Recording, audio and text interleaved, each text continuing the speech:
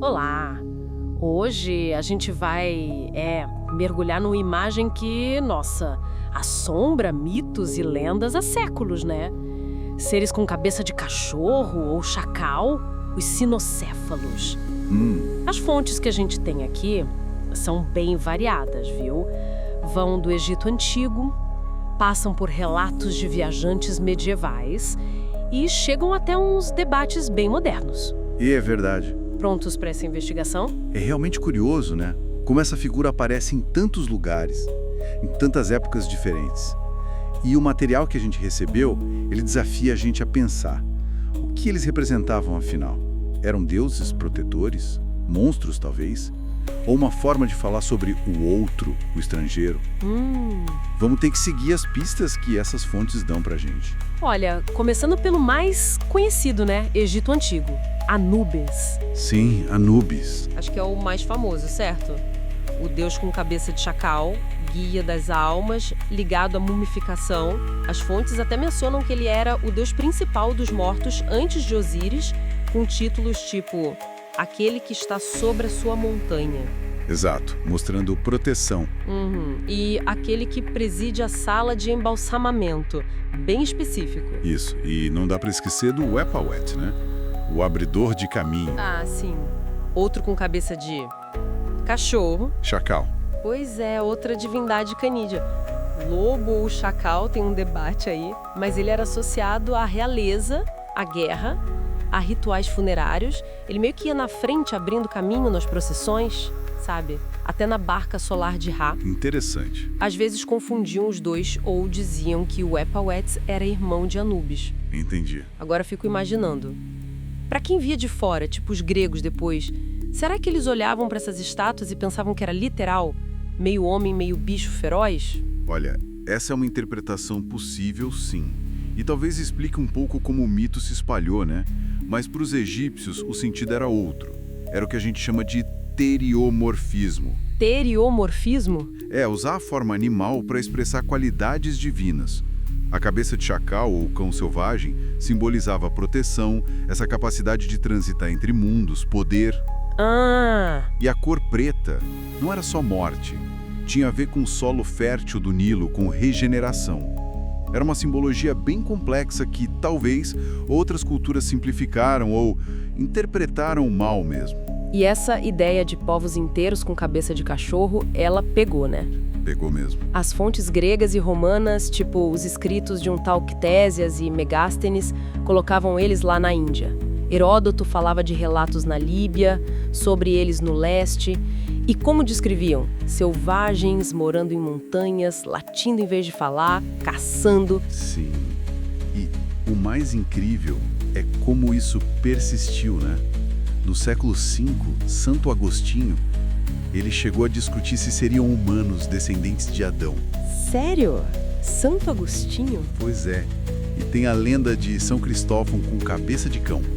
Talvez por um erro na hora de traduzir cananeus para caninos, sabe? Que curioso. E viajantes famosos, tipo Ibn Batuta, Marco Polo, eles descreveram povos assim.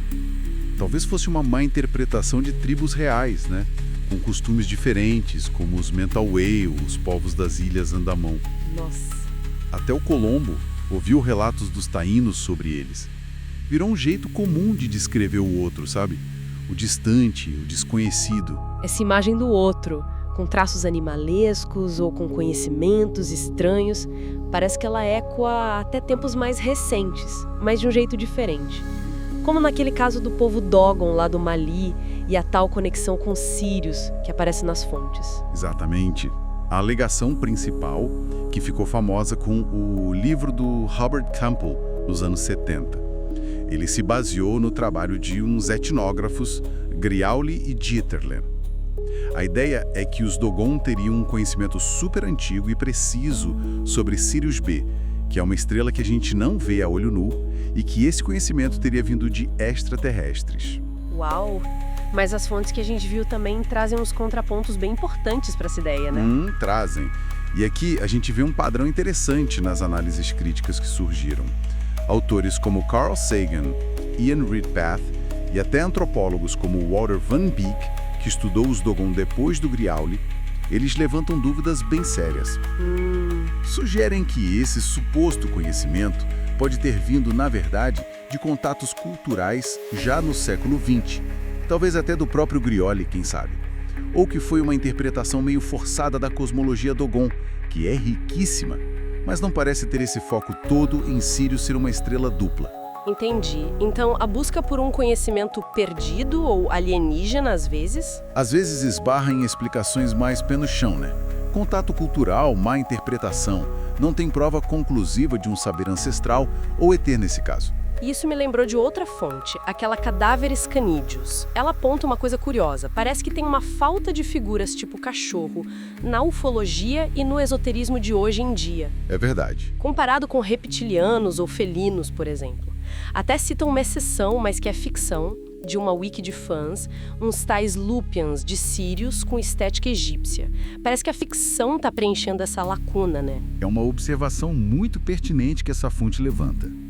Será que essa ausência diz mais sobre os nossos filtros culturais, nossas narrativas, do que sobre alguma realidade lá fora? Como assim? Pensa bem. O cão, no nosso imaginário, está muito ligado à lealdade, à companhia, né? Talvez isso torne menos interessante para histórias de mistério, de poder oculto, de perigo, alienígena, papéis que os répteis e os felinos assumem mais fácil na nossa cultura, talvez. Faz sentido. Então, olha só a viagem que a gente fez. Dos deuses egípcios que guiavam almas, passando por raças míticas que eram medo do desconhecido, até chegar nesses debates sobre conhecimento antigo, contato cultural e como a ficção brinca com isso hoje. O que a gente tira disso tudo? Olha, o que fica bem claro é a força e a maleabilidade dessa imagem do cinocéfalo. Ela mexe com símbolos muito profundos, né? Lealdade e selvageria. A fronteira entre o humano e o animal. Civilização e natureza bruta. É uma figura usada de novo e de novo para explorar os limites do que a gente considera familiar e do que a gente considera outro. E para fechar, uma provocação que veio lá de Santo Agostinho, que uma das fontes mencionou. Ele se perguntava se os cinocéfalos descendiam de Adão. Sim. Essa dúvida ecoa até hoje, né? Como é que cada cultura define o que é humano e o que fica de fora?